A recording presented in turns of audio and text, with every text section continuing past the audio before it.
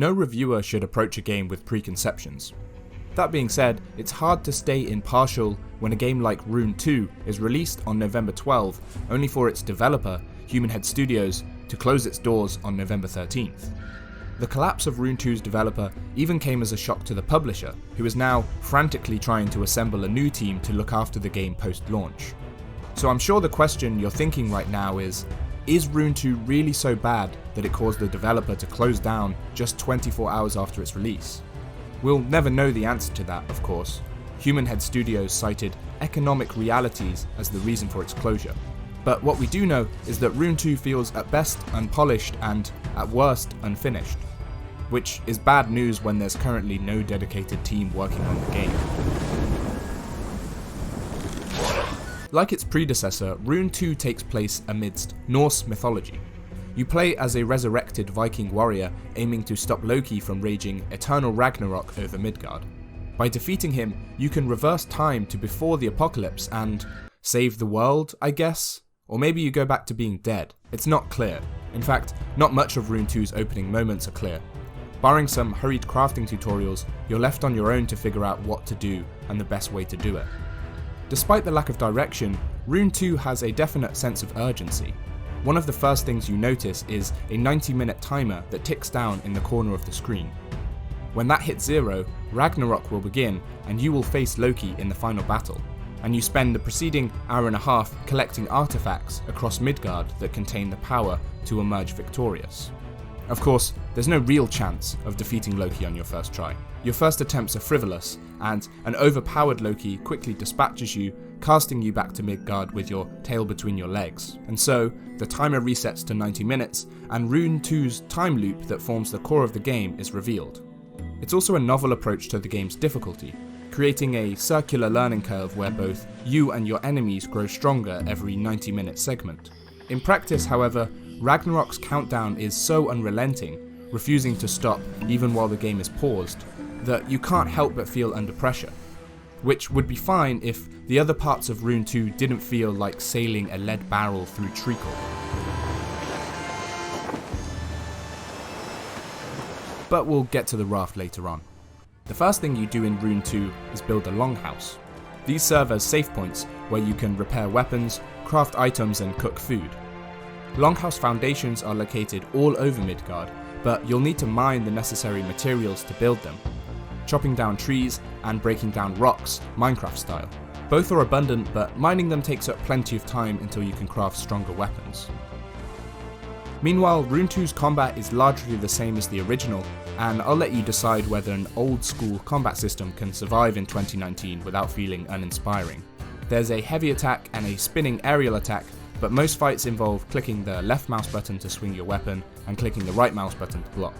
It functions fine for the most part, although hits often fail to register and the 3-strike combo only seems to work when it wants to. The combat's a good challenge too. Enemies can quickly overwhelm you and drain your health in seconds if you're not careful. Fortunately, the AI is rather easily fooled, and if you get into a tight spot, you can always head to the safety of a 2-foot platform and shoot arrows at each now helpless NPC until they're all dead. Like your health, your stamina drains very quickly. Anything from fighting to sprinting to jumping will deplete your meter.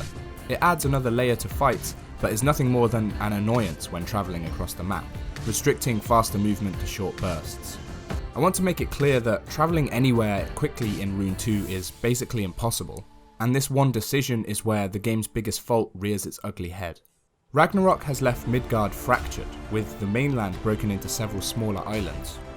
In order to sail between them and collect artifacts, you must build a raft from wood and tree pitch. Sailing across the vast open waters is painstakingly slow, so finding the Bifrost Gate on each island is highly recommended. Each gate acts as a respawn and fast travel point, helping you avoid as much raft time as possible. Despite this, Rune II really wants you to spend most of your time on a raft. Strong enemies guard each artifact, and you should avoid them at all costs until you find the island's Bifrost Gate, because if you die beforehand, you'll have to make that journey again. Of course, when you die, your raft is still where you left it, so if you want to return, you've got to build another one. So it's back to chopping down trees, building a raft in your longhouse, perhaps building a new longhouse if there isn't one nearby, and sailing back to the island, only to die again before you find the gate, and repeat ad nauseum. I'll reiterate that this back and forth is avoidable if you find the Bifrost Gate, although artifacts with a purple circle around them don't support fast travel, as, well, that would be too easy, but fast travelling between Bifrost Gates is the best way to play Rune II, because you can avoid the vast, empty nothingness of Midgard.